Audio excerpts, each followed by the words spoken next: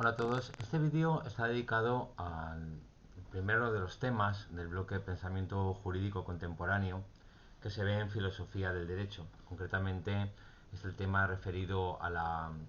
aparición de los primeros códigos o al movimiento de la codificación, que llevaba por título Causas sociales e ideológicas del movimiento de la codificación. Es un tema que habitualmente se divide en dos epígrafes, uno como dedicado a la crisis del derecho común, o sea, a cuáles fueron las transformaciones económicas, sociales, políticas o culturales que propiciaron el proceso de codificación, y luego otro epígrafe dedicado a una parte de estas transformaciones culturales, que es el justnaturalismo racionalista. Bien, quiero solamente ver en unos 7 u 8 minutos las ideas principales sobre esa crisis, ¿no?, a la que nos referimos. La primera idea es que estamos ante una época, en el inicio del siglo XIX, de, de cambio en la cosmovisión o la visión del mundo, en la comprensión del mundo, de las cosas, del hombre, del poder político, que tiene mucho que ver con un proceso de resquebrajamiento, digamos, de ruptura, de el fundamento sobre el que había descansado durante siglos tanto la legitimidad del poder político como el contenido de las normas jurídicas, que era la Iglesia. Toda la Edad Media, tan fluida, tan incomprensible sin el papel de la Iglesia, sufrió un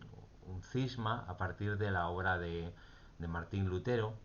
un teólogo, filósofo, un fraile católico agustino, que nació en Sleben, en Alemania, en 1483, falleció en 1546, así que su obra está a caballo entre los siglos XV y XVI, que comenzó e impulsó la llamada Reforma Protestante, ¿no? Una reforma que no tiene solo que ver con la acusación de la tergiversación del mensaje de Cristo de acuerdo con las escrituras, con el escándalo entre el modo de vida de Roma, con el negocio que se había hecho de la administración de los sacramentos, la venta de indulgencias, etcétera, sino una transformación más profunda en relación con qué lugar ocupa el hombre, el individuo, y su capacidad de interpretación de los textos, en definitiva su relación con Dios. Bueno, rota la unidad de la Iglesia en dos grandes corrientes dentro del cristianismo, o concepciones o ideas o religión, la protestante y la católica. Tras la ruptura de la unidad cristiana se busca un nuevo fundamento, una nueva base, ¿no?, donde hacer descansar la legitimidad política. Se tratará de una base que sea más sólida, más universal que la religión. Es, si se quiere, una forma del proceso de secularización, ¿no?, de separación de la Iglesia y Estado. De manera que los últimos decenios del siglo XVI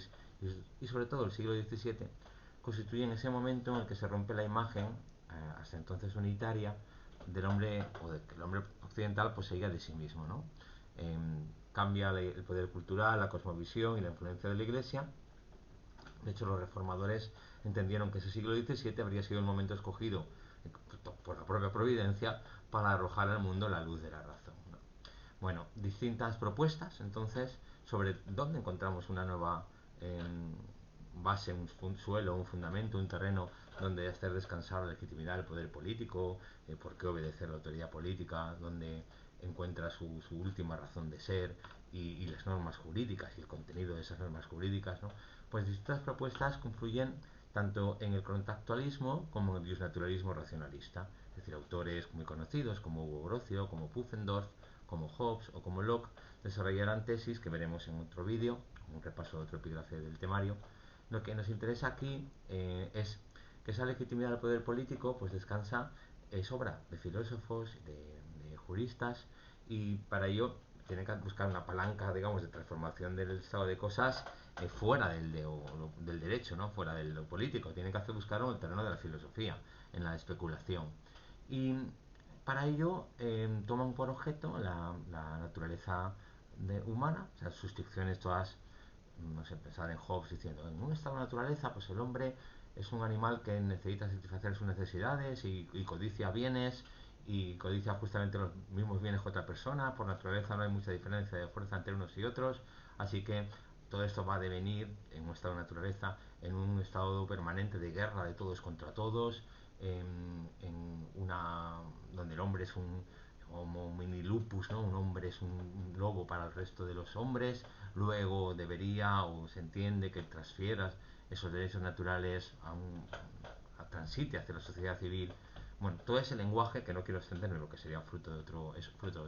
otro epígrafe y de otro vídeo, pues es una manera de razonar a partir de filósofos y juristas o filósofos políticos, eh, a partir de la naturaleza humana intemporal del hombre, supuestamente intemporal, de la que deducirían leyes también universales e inmutables del derecho. Bueno, recapitulando, pérdida de referente religioso o cristiano en la Europa que dejará de ser feudal y a medieval en la Edad Moderna, final del antiguo régimen. Esas nuevas ideas de igualdad pues socavan la idea, por ejemplo, de la sociedad estamental francesa. El código reflejará el código civil francés o código de Napoleón. No es un instrumento ya conocido como una especie de sistematización del derecho de acuerdo con lo que había sucedido en otras ocasiones de la historia del pensamiento jurídico, sino que es algo mucho más. El código refleja las transformaciones sociales, jurídicas, etcétera, que se hayan producido tras la Revolución Francesa, entre ellas la abolición de los estamentos o el principio de separación de poderes. Bueno, en este epígrafe de crisis, digamos, del sistema anterior, del derecho común, etcétera, lo que hay que retener además es que había quedado ya completamente desconectado de la realidad el derecho común formado por la herencia del derecho romano y el derecho canónico, bueno, toda la legislación justinianea, todo lo que se estudiaba en las universidades, que ya no resultaba coherente ni respondía a cuestiones de la época. Pensar en Francia, donde triunfa el código de Napoleón, el código civil, porque en países como Alemania no triunfó la codificación como triunfó en Francia, sino que habrá una disputa, ¿no?, entre partidarios de la codificación del tipo Thibaut, ¿no?, que quieren modelo a la francesa, o otros autores como Chamigny, que a través de la escuela histórica proponen otra forma de, de transformación basada más bien en esa idea romántica del, del, del espíritu del pueblo, de la costumbre como rasgo de la identidad de un territorio. Bueno, en Inglaterra no habrá una codificación, entonces ¿por qué? Aunque existirá un gran teórico de la codificación como Jeremy Bentham, bueno, ¿por qué entonces en Francia sí que triunfa todo esto que estamos diciendo? Pues entre otras cosas porque había una división en tradiciones jurídicas, en el norte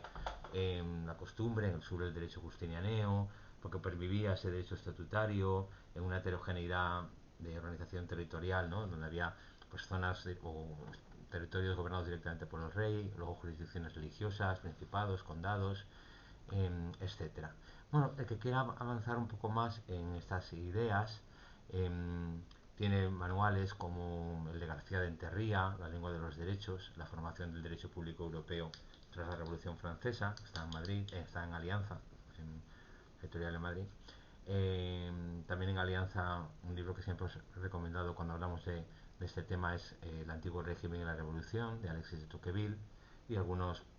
pasajes, algunas páginas de la obra extensísima de Max Weber, Economía y Sociedad. Eh, las marcaré qué páginas son en otros, en el aula virtual, por ejemplo, ¿no?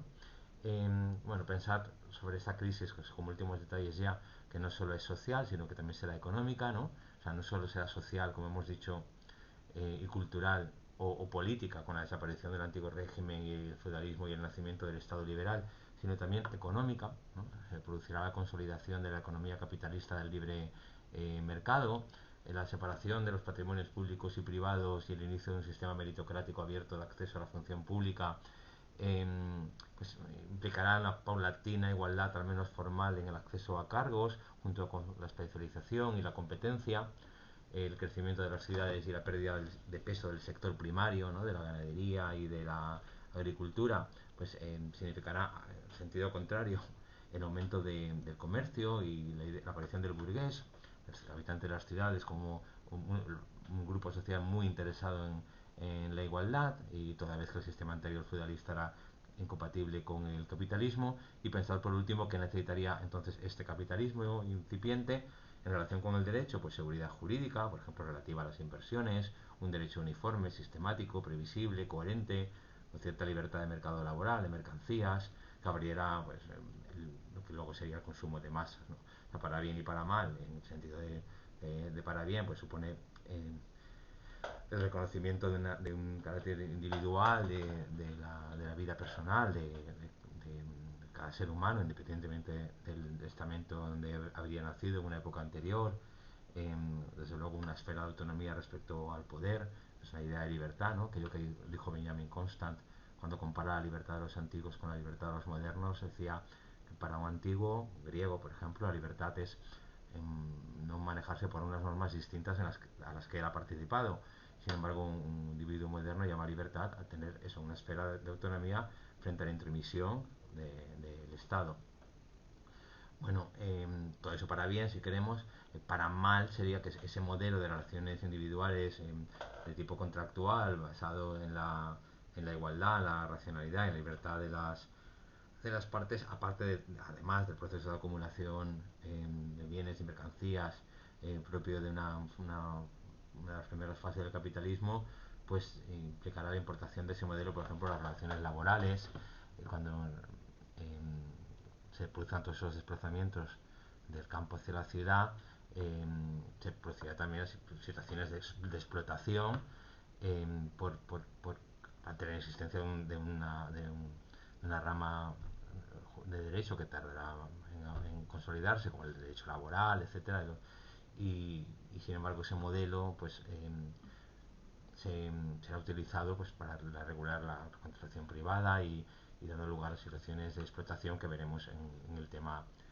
siguiente, bueno, uno de los temas cuando dediquemos parte del temario a ver la crítica de Marx a este modelo de Estado liberal, etcétera. Bueno, él quería que durara 12 minutos y ha durado 12 minutos y unos segundos. Eh, Gracias a todos por la atención. Seguiremos subiendo estos vídeos de compensación, tanto para los que estáis todavía con el COVID en casa como para los que queréis repasar. Gracias, un saludo.